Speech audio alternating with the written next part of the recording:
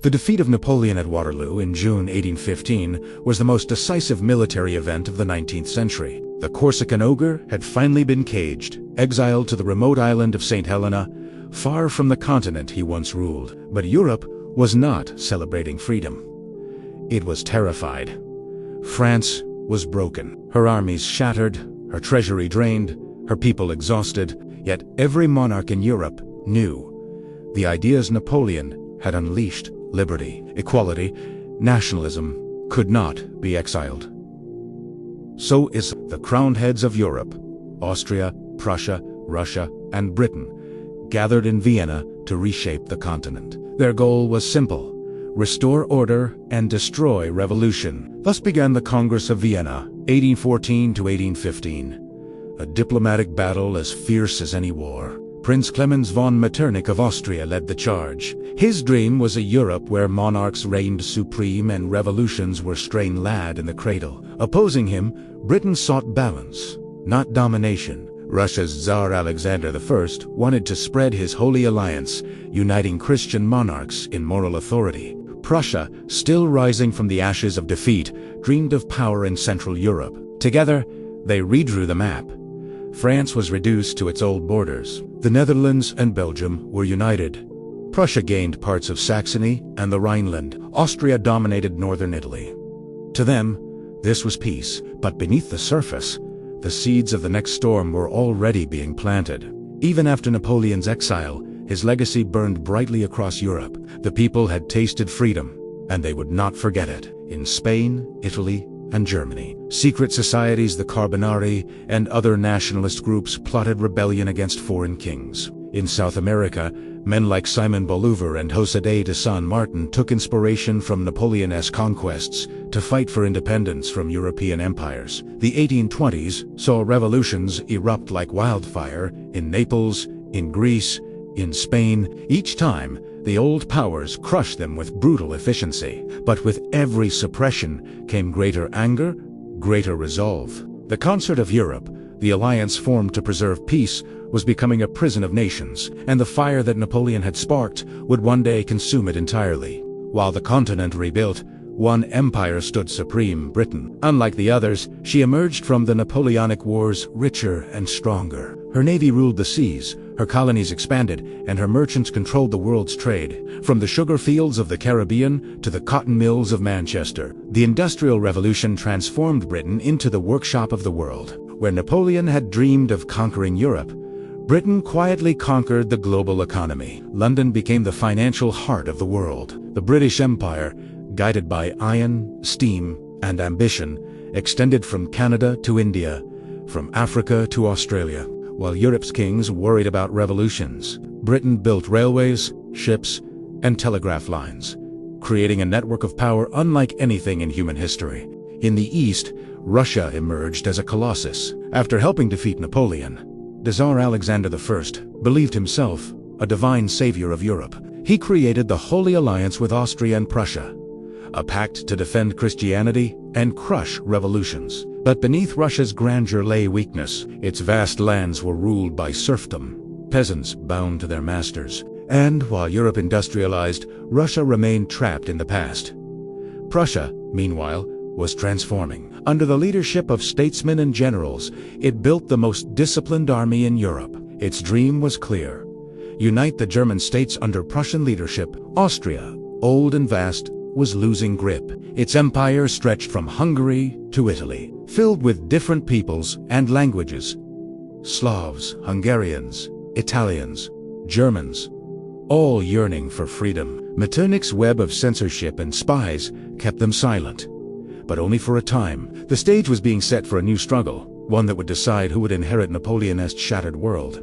By mid-century, the Peace of Vienna was collapsing. The people of Europe were hungry, oppressed, and tired of kings who ruled without mercy. The winds of revolution once again swept the continent. In 1848, it began first in Paris, then in Berlin, Vienna, Milan, and Budapest. Workers, students, and soldiers rose in defiance. They demanded constitutions, parliaments, and national unity. For a brief moment, it seemed that the dream of freedom had returned.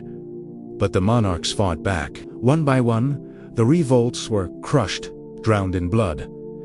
Metternich fled bien, thrones trembled, but most survived. Yet, the revolutions left a scar that could never heal. The people had spoken, and their voice would echo for generations.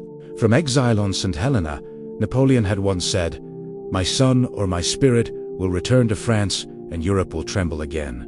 He was right. In 1848, the French people elected Louis Napoleon Bonaparte, nephew of the great emperor, as president of France. 4 years later, he declared himself Emperor Napoleon III, reviving the empire in name, if not in spirit.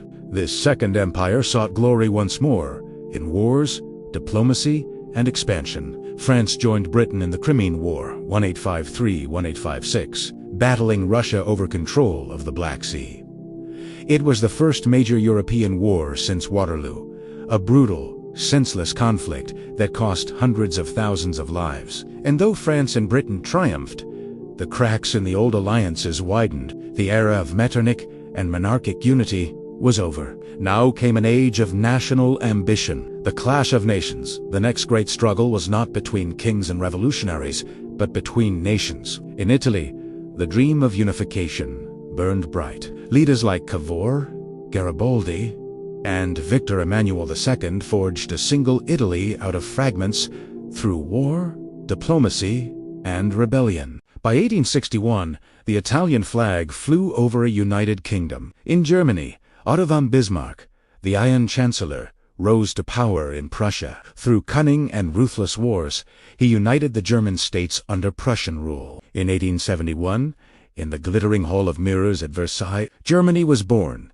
an empire forged in the shadow of France's humiliation. The balance of power that the Congress of Vienna had built was shattered. A new Germany stood at the heart of Europe, strong, ambitious, and ready to challenge the old empires.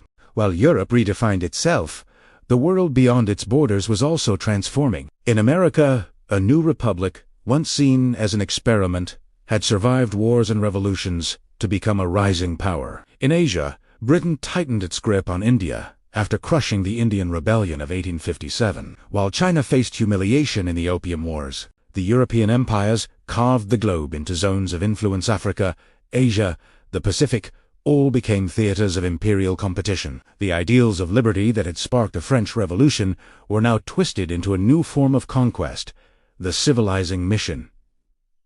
Europe called it progress, but for millions across the world, it meant slavery, famine, and domination. The legacy of the clash. By the late 19th century, Europe was a patchwork of empires: British, French, Russian, Austrian, Ottoman, German, and Italian.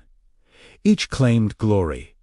Each feared the others. The peace that had followed Napoleon's fall had lasted, yes, but it was a peace built on rivalry, not harmony. The alliances that once preserved stability now chained Europe into a system of fear. By 1900, the spirit of nationalism in empire had reached its peak, and from that height, there could be only one direction left down.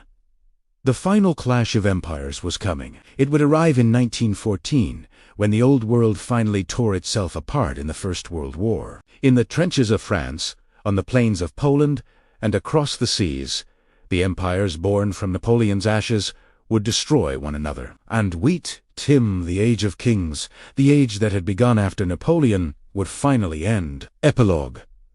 The ghost of the emperor on a lonely island in the South Atlantic. Napoleon Bonaparte died in 1821, but his shadow never left Europe. He had dreamed of unity, of law, of merit over birth. He had shattered old monarchies and awakened the spirit of nations. Those who defeated him tried to restore the past, but they could not. For Napoleon had changed the world forever. The wars that followed his fall, the revolutions, the rise of new empires, all were echoes of his ambition. The final clash of empires was not Waterloo, it was the century that came after, and in its fires, the modern world was forged.